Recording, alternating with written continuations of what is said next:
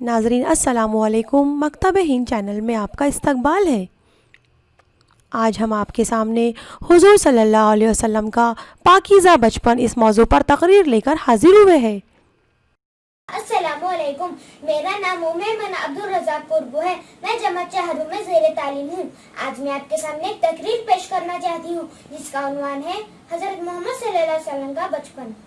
سید الانبیاء والمرسلین حضرت محمد مصطفیٰ صلی اللہ علیہ وسلم 12 ربیع الاول بروز پیر یعنی 20 اپریل سن 571 میں صبح صادق پاکیزہ بدن ختنہ شدہ بحالت سجدہ مکہ مکرمہ میں اپنے والد ماجد عبداللہ کے مکان میں پیدا ہوئے، جو کہ آپ صلی اللہ علیہ وسلم کی ولادت سے 2 ماہ قبل ہی وفات پا چکے تھے۔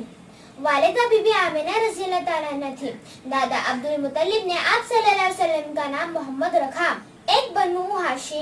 ایک یہودی بنو ہاشم اور بنو قریش سے پوچھتا ہوا آیا کہ آپ کے یہاں کوئی بچہ پیدا ہوا ہے؟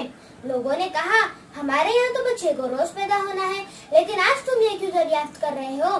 اس نے کہا میں نے توریت میں پڑھا ہے کہ نبی کے پیدائش کے دن ایک مخصوص تارا طلوع ہوگا، جو کہ آج صبح میں نے آسمان میں طلوع ہوتے ہوئے دیکھا۔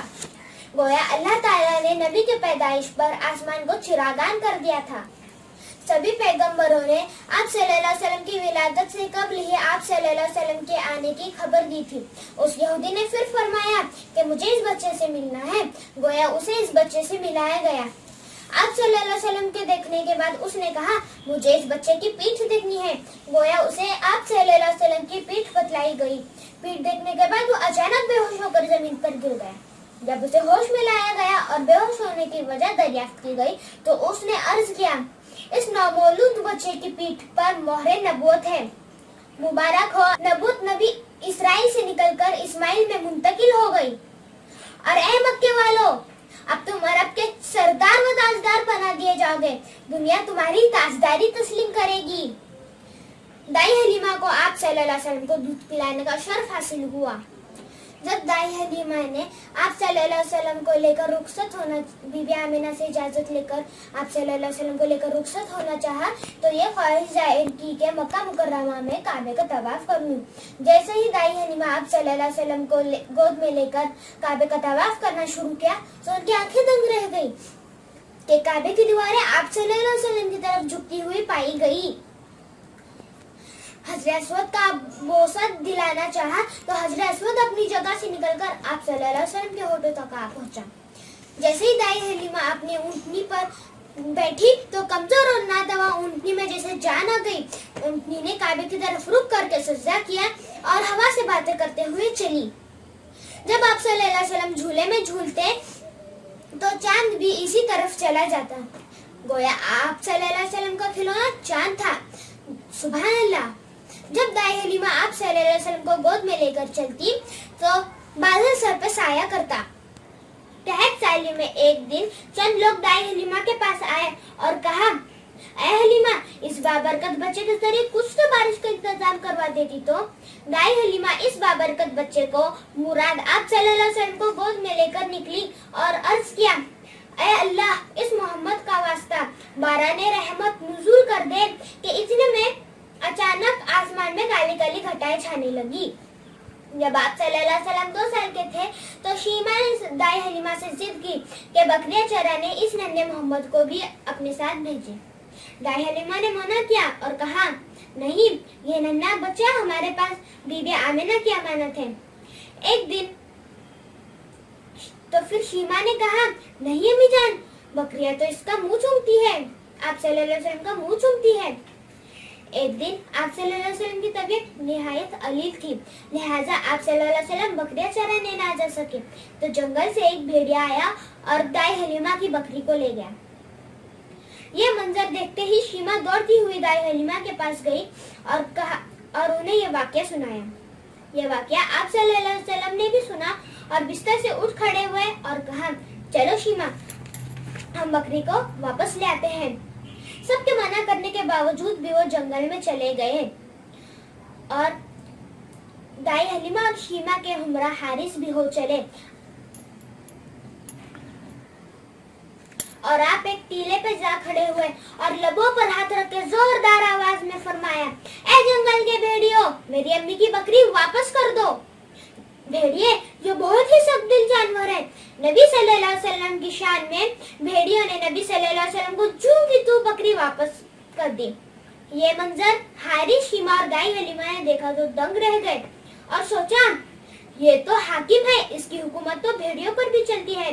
जब आप सल्लल्लाहु अलैहि वसल्लम ने भेड़ियों से फरमाया कि तुमने ऐसा क्यों किया, मेरी अम्मी की बकरी क्यों ले आए, तो एक भेड़िए को अल्लाह ताला ने ज़बान अता कर दी और वो बोला, ऐ हमारे प्यारे रसूल, जब आप बकरियां चराने आते तो बकरियों के बाहर हम आपकी जियारत करते। जब 3 दिन तक आका आप नहीं आए तो हमने सोचा कि दाई हलीमा की बकरी ले आते हैं। आप माँ की मोहब्बत में यहाँ जरूर तशरीफ ले आएंगे और हम आपकी जियारत कर लेंगे। जब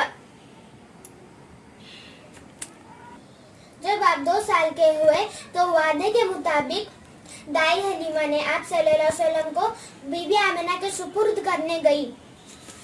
बीबी आमिना से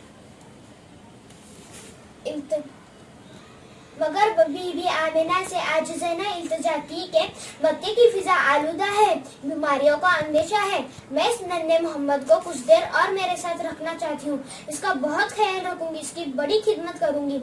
इतने इसरार के बाद दाई हलीमा को बीबी आमिना ने आप सल्लल्लाहु अलैहि वसल्लम को ले जाने की इजाजत दे दी। एक रोज आप सल्लल्लाहु अलैहि वसल्लम शीमा और अब्दुल्लाह के हमरा खेल रहे थे कि अचानक आसमान से कुछ लोग उतरे और आप सल्लल्लाहु अलैहि वसल्लम को जमीन पे लेटाकर उंगलियों के इशारे से आप सल्लल्लाहु अलैहि वसल्लम का सीना चीर दिया। ये मंजर शीमा ने देखा तो दौड़ के गई और दाई हलीमा को वहां ले आई। जब दाई हलीमा ने दरियाफ्त किया तो आप सल्लल्लाहु अलैहि वसल्लम ने फरमाया कि कुछ लोग आए थे, उन्होंने मेरा सीना चीरा और दिल निकाल कर धोया और फिर से उसे अंदर डाल दिया।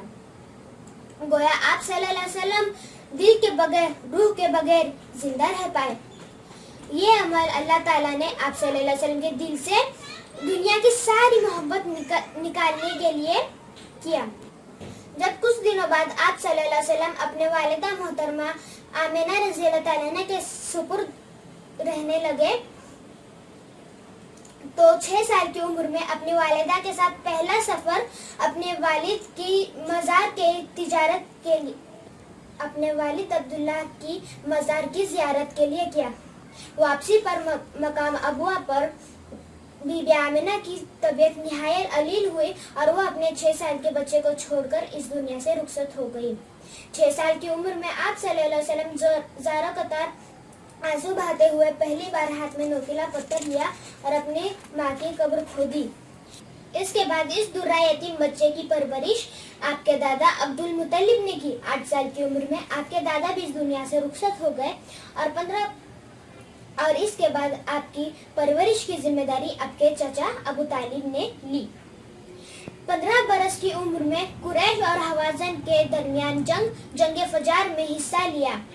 जब आप सल्लल्लाहु अलैहि वसल्लम जवान हो गए तो चचा अबू तालिब की तिजारत में मदद करते। अपनी जहानत, सदाकत और दयानतदारी की वजह से आप सल्लल्लाहु अलैहि वसल्लम आम लोगों में कद्र की निगाह से देखे जाने लगे।